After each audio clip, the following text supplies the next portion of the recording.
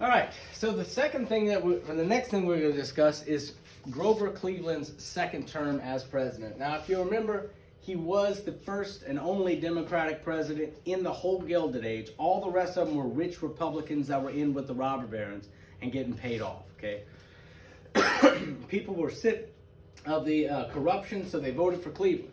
And then the robber barons got so mad because Cleveland lowered their tariffs that they ran a really crooked election and they got Benjamin Harrison in, okay? And then now it's 4 years later, Cleveland comes back and he wins again. He beats Harrison. All right, so right after that, Cleveland gets to work cleaning up America again. And there's a big problem. See, the Populist Party got what they wanted. They got that 16-to-1 gold-silver ratio. And what they started doing is trading in this mountains of silver in for the gold with the U.S. Bank, okay? And the more silver they put into the system, the less silver was worth. That's inflation. And also, the more silver they traded the gold in for, the more gold was worth because gold was actually shrinking in our Federal Reserve. Well, we didn't have the Federal Reserve yet, but the gold reserves of the United States, I should say.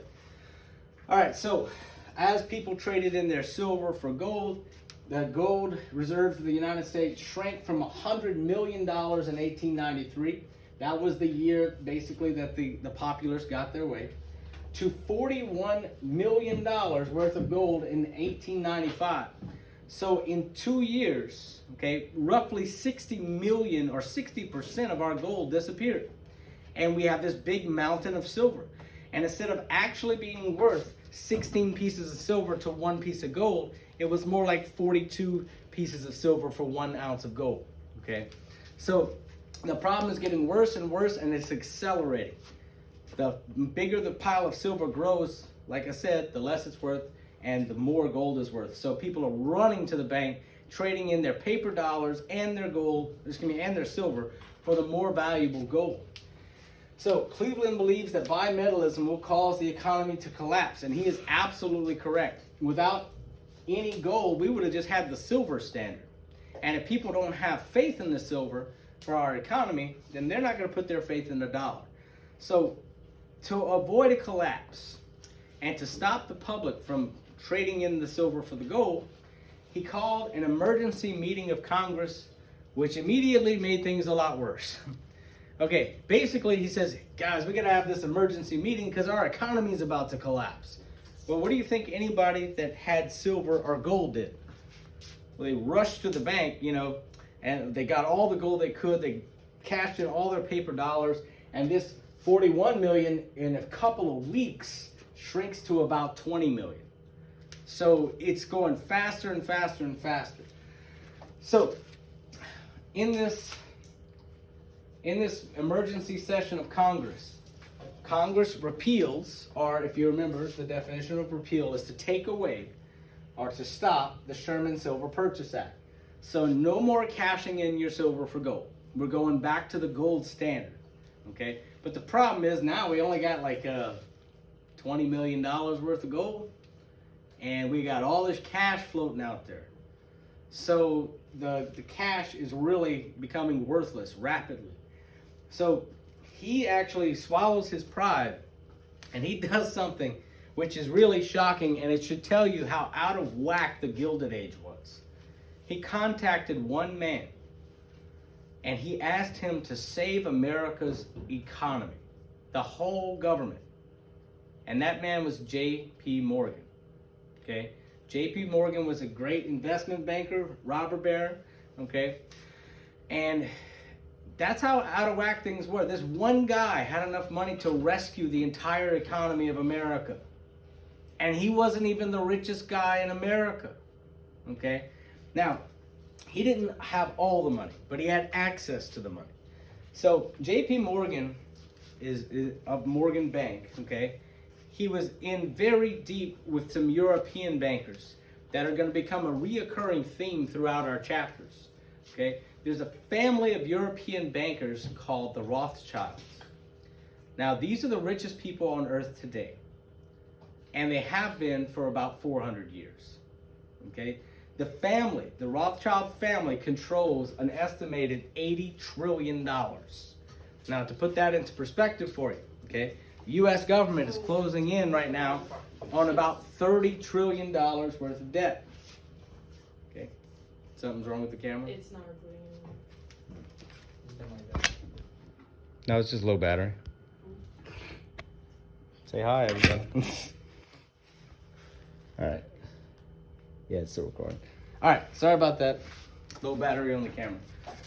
All right, so the Rothschilds have about $80 trillion worth of assets throughout the world, okay? Our whole national debt, every dollar America owes is something like probably 27 trillion by now, maybe 28. I haven't looked it up in months, but sounds about right. So they can literally pay off our entire debt and still have more money than anybody else on earth, okay? And we can't even pay off our entire debt as a country. And we can't even come close for years. Some people say it's impossible.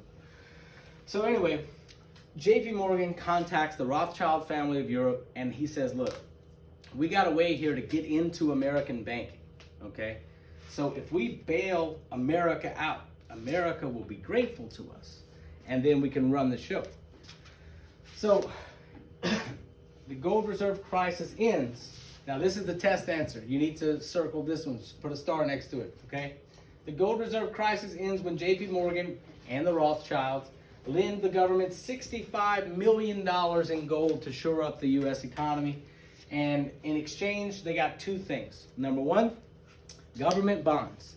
They got 10% extra, okay? So they got what, roughly 73 million dollars in government bonds. The government will pay them back with extra interest.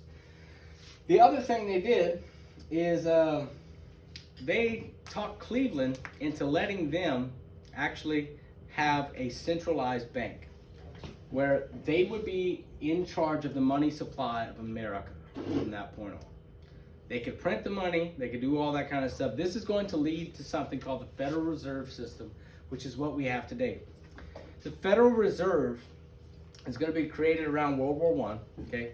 And basically, it's a central bank that's privately owned. It's called the Federal Reserve to make you think that the government owns it, but it doesn't, okay? The people that actually own it, it's not really publicly known who owns it, okay?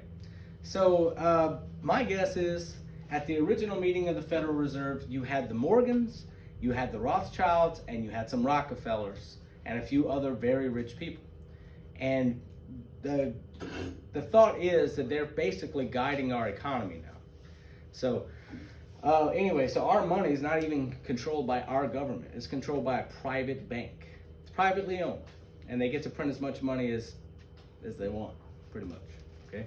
So anyway, Americans do regain trust in the economy rebounds, this bimetallism is no more, but they're going to try it again. The populists are going to try it again because it did make it easier for them to pay off their debts. Plus, they like all that free money, trading in the silver for the gold and the paper for the gold. All right, so the 1896 election, we're going to skip ahead 4 years. Cleveland's done now. Okay, Cleveland's out. He did a pretty good job as president, but the robber barons kind of shut him down. So in the 1896 election, we have Republicans choosing William McKinley, who became the gold standard champion. He says the gold standard is how it's going to be because we tried bimetallism and it crashed the economy. And we had to get bailed out by JP Morgan and the Rothschilds. So he wanted hard money, rejecting bimetallism. The Democrats did not know who to pick at all, okay? They didn't know what way they were going. So what they did is they had a guy that stood up at the Democratic National Convention and he gave a speech. He's kind of a dark horse. He was kind of known, but not really. He was not a major contender. His name is William Jennings Bryan, okay? And William Jennings Bryan gave a very eloquent speech, and everybody in the room stood up and cheered and said, we want that guy to be our president. And his speech is called the Cross of Gold speech, where he rejects the gold standard and he says bimetallism was the way to go, but basically we just we didn't do it right. Okay, so in the next video, I'm going to read a section of that speech to you, and then you're going to do a primary source on it later. So I'm going to read and explain that to you.